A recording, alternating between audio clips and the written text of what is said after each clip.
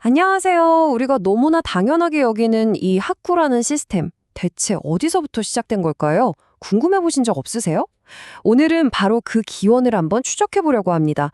아주 오래된 아이디어가 어떻게 오늘날 우리 교실의 모습으로 확 바뀌었는지 그 흥미진진한 여정을 지금부터 함께 파헤쳐 보겠습니다. 본격적으로 시작하기 전에 우리 다 같이 근본적인 질문 하나만 생각해 봐요. 교육의 진짜 목적이 뭘까요? 한 사람 한 사람의 성장을 위한 걸까요? 아니면 우리 사회가 필요로 하는 사람을 만들어내는 걸까요? 이 질문을 머릿속에 딱 넣어두고 저랑 같이 그 답을 찾으러 한번 떠나보시죠. 자, 역사를 아주 멀리 거슬러 올라가 보면요.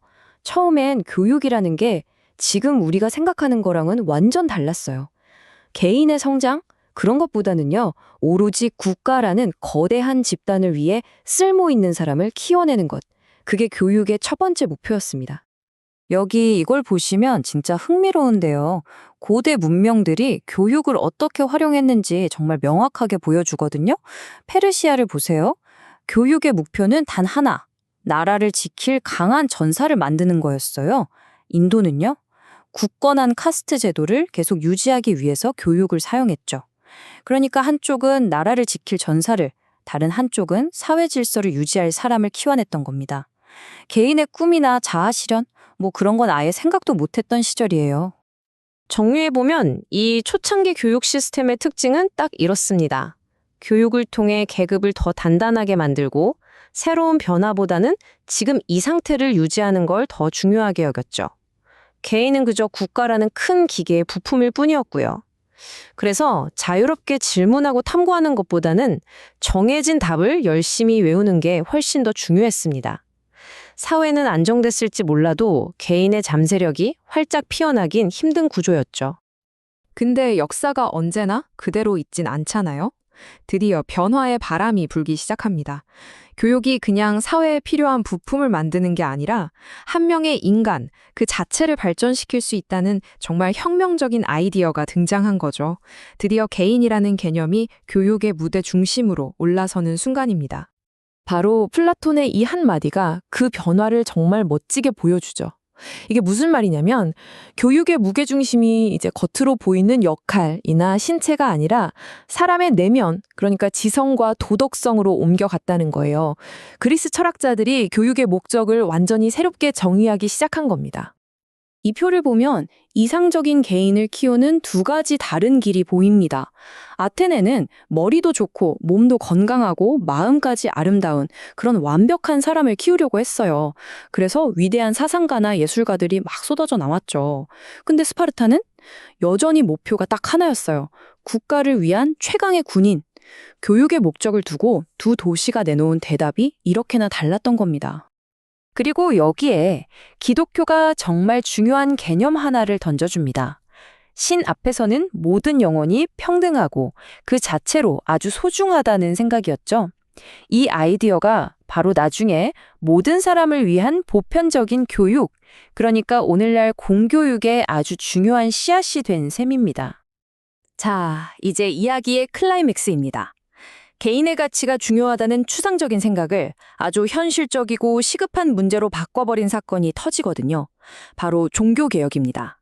이 거대한 움직임이 바로 현대학교의 탄생을 알리는 결정적인 계기가 됩니다. 핵심은 정말 단순했어요. 바로 이 한 문장입니다. 모든 사람이 직접 성경을 읽어야 한다. 마르틴 루터 같은 종교개혁가들이 외친 이 신념이 엄청난 나비 효과를 불러왔습니다. 왜냐고요? 모든 사람이 성경을 직접 읽으려면 모든 사람이 글을 읽을 줄 알아야 하잖아요. 와, 역사상 처음으로 모든 사람이 글을 배워야 한다는 엄청난 필요성이 폭발적으로 생겨난 순간입니다. 바로 이 엄청난 수요를 채우기 위해서 초등교육이라는 개념이 사실상 발명된 겁니다.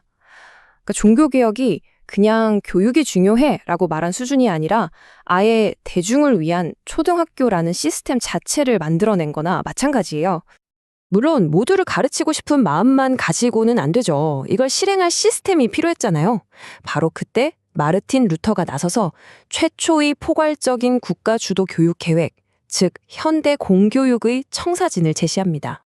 루터의 계획을 한번 보세요. 이 네 가지가 핵심인데 첫째, 자녀 교육의 기본 책임은 부모에게 있다. 둘째, 하지만 국가는 아이들을 학교에 보내도록 강제할 의무가 있다. 셋째, 모든 가르침은 종교의 바탕을 둬야 한다. 넷째, 남자아이는 직업기술을, 여자아이는 집안일을 배워야 한다. 어때요? 정말 놀랍지 않나요?